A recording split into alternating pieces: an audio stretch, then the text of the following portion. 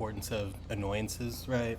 These are just basically flow and stuff that you see that really kind of complicates the picture that you're trying to get if you're trying to get a quick, trying to get some sort of quick reads, right? So, for example, let's say getting out of a meeting or something, or you're about to hop in the car, but you want to see if there's anything worthwhile, worth getting at the end of the day, right? Then you might look at this filter that I have set up here, and you might say, okay, there's a lot of stuff I got to comb through, right? And the thing with annoyances is you start to learn what clogs up your filter, right? So I've had like 3 years of experience doing this. I understand the things that clog up my filter that I don't really need. So when I'm looking at this list, right, the first thing I'm doing is thinking like, what do I see a lot of? And then looking at what I see a lot of historically. Luckily, because I've made all the filters all the time, I already know what it is. So you compare this list, right, which seems a little hodgepodgey. Like, for example, we've got like 5 DJT right here.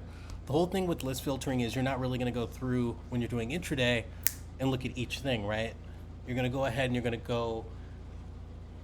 to just take a quick glance. You're going to see what sticks out at you realistically. What pops out at you. That's how you read flow. Like, you don't sit there and methodically go through each one. No one can. No one has that kind of time during the day usually. But look how different that is from when I do it like this. Now I get a vision of the whole day, right? I've got that DJT out of there. I've got SMCI out of there. I've got MSTR out of there. Because I've got coin already represented, I don't really need MSTR. I don't need SMCI clogging up my filter with 50 different results, right?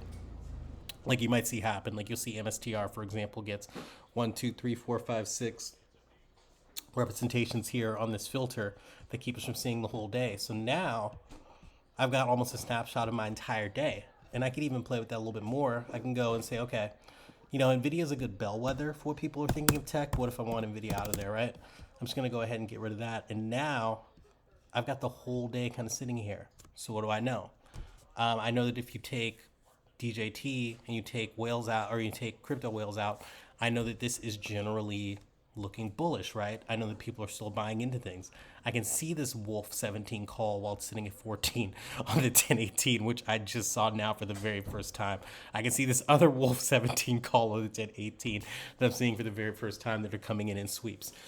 So that's kind of the advantage of really kind of knowing what it is you're looking at and knowing which ones you could take out, which ones you can't. Like, you can't just take everything out that you find annoying. This is also the result of taking out what Chinese ADRs, because we've been seeing them get hit over and over and over again, and we know that they're such a big part of the news. I just want that out of there. So you compare this, which doesn't even cover the full page, to this. Now I've got a tidy look at what is the flow worth digging into, and if I want to get more of a, even more of a straight look, I can say, okay, minus coin, right? And now I've got an even better look, right? Crypto's all out of there. I can see Affirm is getting hit. I can see those wolves. I can see some Tesla. I see AMD's getting puts. And this is all stuff that I can see now because I know how to filter down my annoyances. So that's kind of how one of the tricks I use to work filters.